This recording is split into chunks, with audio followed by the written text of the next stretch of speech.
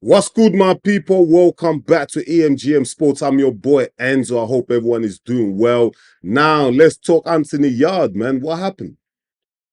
Wasn't he meant to be fighting Joshua Buatsi next? What happened? Crazy card on the 22nd of February 2025, Riyad season. We've got who? Dimitri Bivol, Artur Beterbiev, actually headlining that crazy card with Daniel Dubois, Joseph Parker on the co-main event for the IBF title. It's going to be a crazy card. Now, I was looking down that list. I saw Joshua Buatsi because you know when you say that list, come on, I'm looking, okay, who's on that card? Because everyone's getting the bag here. I looked down the list. Not Anthony Yarde, but Joshua Buatsi's in there. Guess who Joshua Buatsi's fighting? Callum Smith.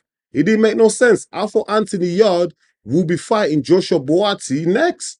What happened there? I saw Tunde Ajayi, who's Anthony Yarde's coach. He went on a big UK radio station. I'm not going to say their name, but he went on there and he said Anthony Yarde wants to smoke with everybody.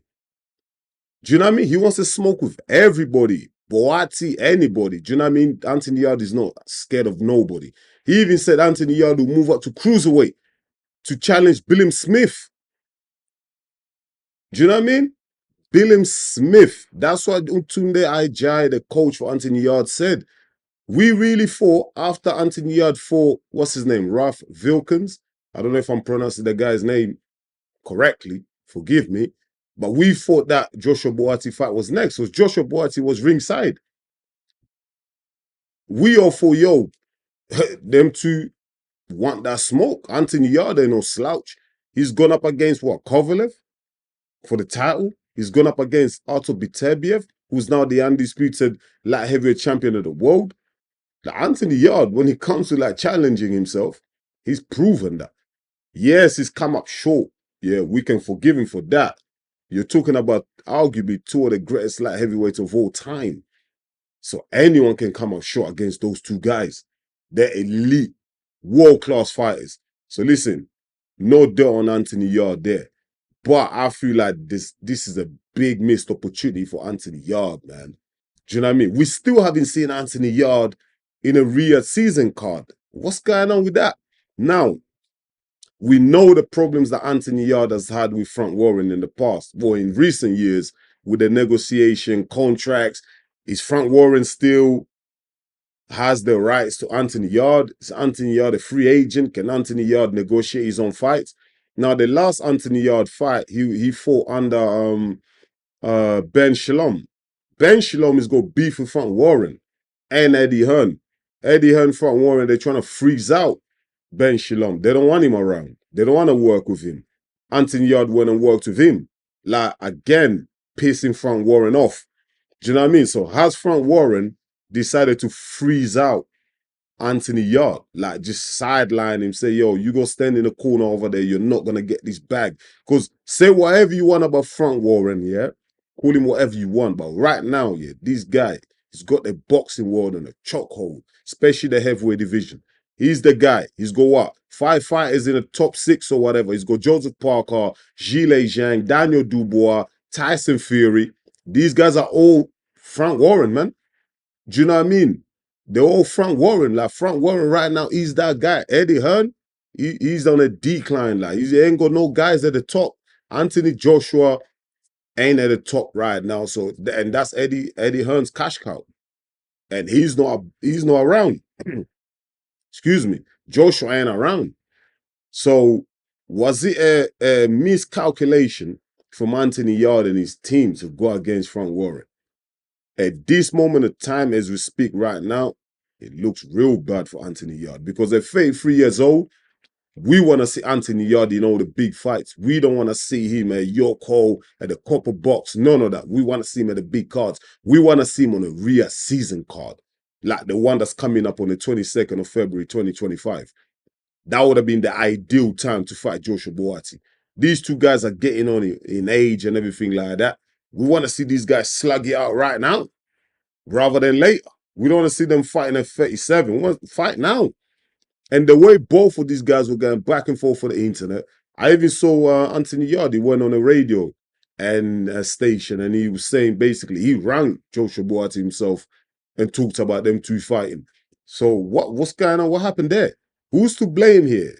Joshua Buatsi duck Anthony Yard?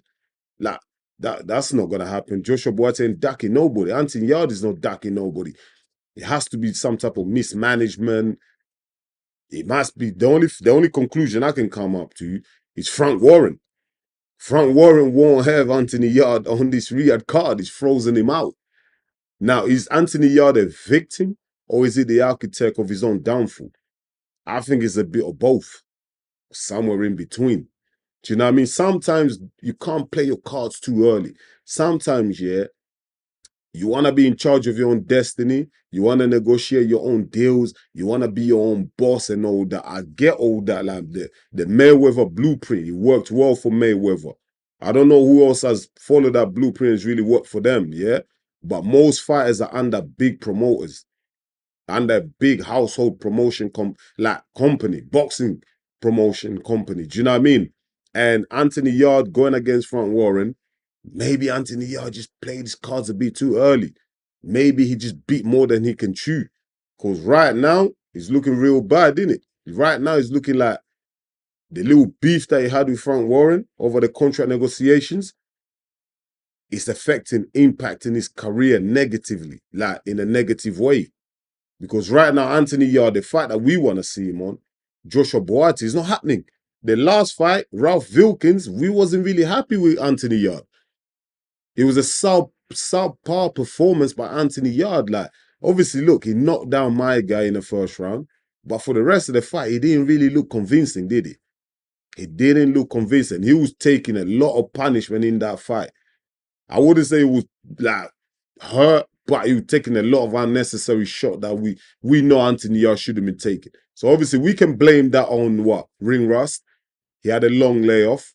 Do you know what I mean? So he came back just in that fight. It was a last minute type of thing. Do you know what I mean? Last minute opponent and everything like that. Didn't really know much about the guy. Didn't have time to study him. But we get that. We understand it. We give him a pass for that, but he still looked bad, didn't it? A lot of the fans wasn't happy.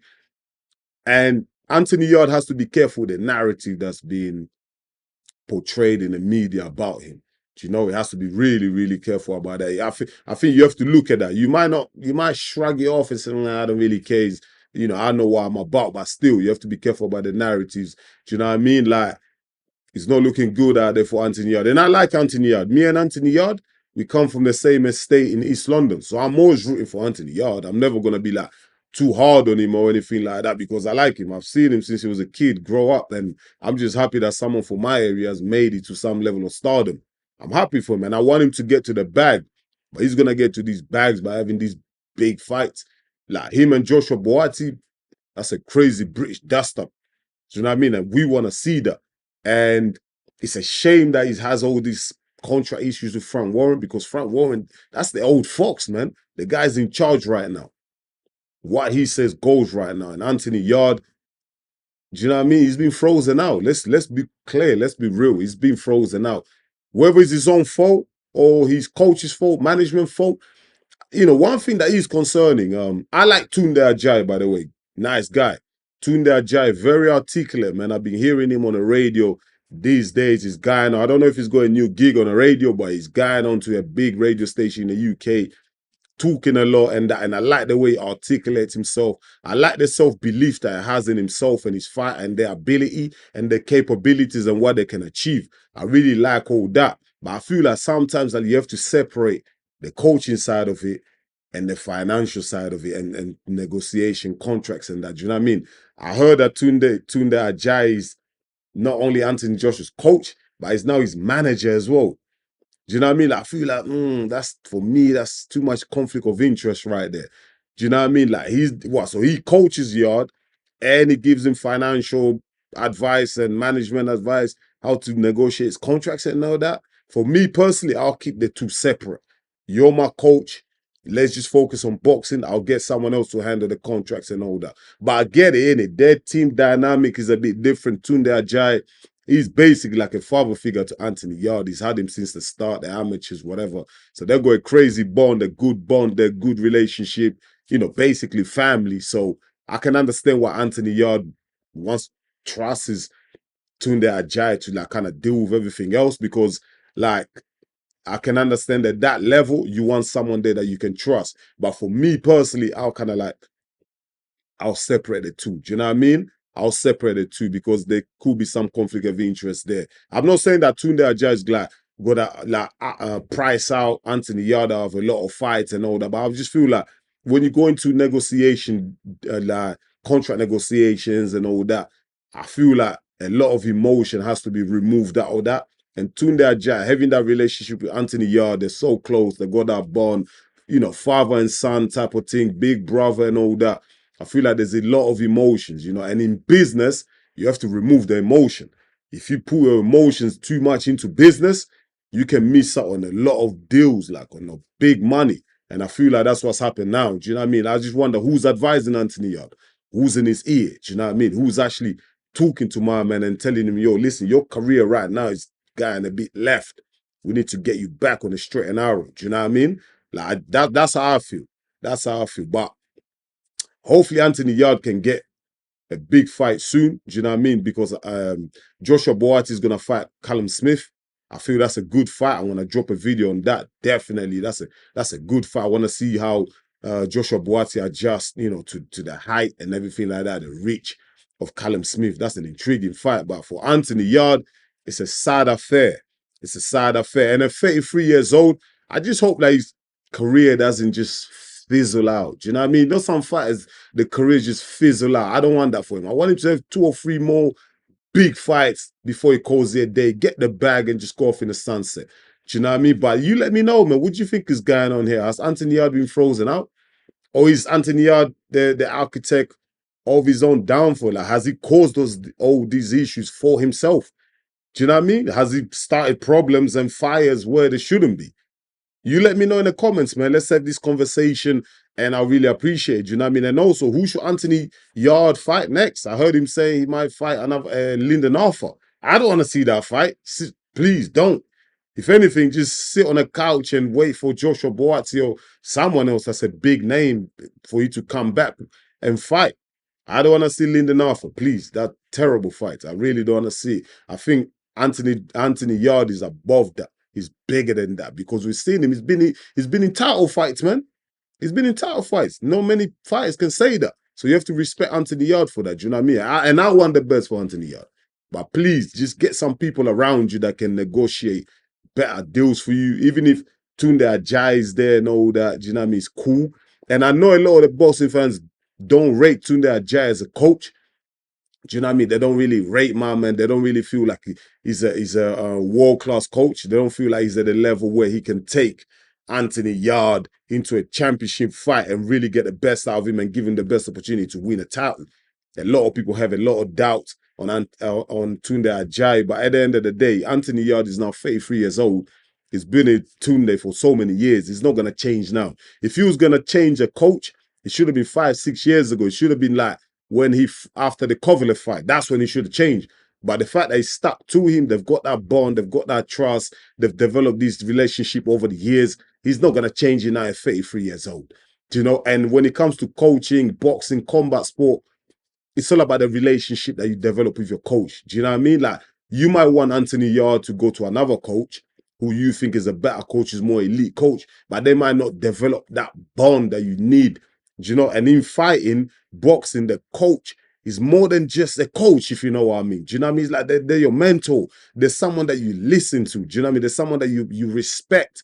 And Anthony Yarde, it looks like from the outside, he has so much respect for Tunde. Do you know what I mean? Now, whether that's bad or good, do you know what I mean? It's up to them, innit? It's up to Anthony Yarde to decide. Do you know what I mean? But a lot of the boxing fans don't rate Tunde Ajayi. Me, I think he's okay. I don't think he's that bad the way people say. Do you know what I mean? If Anthony Yarde is happy with it, then he's happy with it. It's his decision, it's his career. At the end of the day, when he looks back on his career, he's gonna figure out whether he made the right choice or not. Do you know what I mean? But you let me know in the comments what you think. Who should Anthony Yarde fight next? And yeah, man, his Frank Warren freezing him out. Let me know in the comments. Let's have that conversation. Thank you so much for watching EMGM Sports. I'm your boy, Enzo. Please don't forget, if you are new to the channel, like, the video and subscribe to the channel. That's the only way you're gonna help us to grow. Do you know what I mean? We're going from levels to levels, man. Let's make this thing happen. Do you know what I mean? Thank you so much to everyone who likes, comments, and everyone who's already subscribed to the channel. Thank you so much for the love and support. I really appreciate it. Appreciate it, man. I'll be back with another one real soon. Until then, stay blessed. Peace.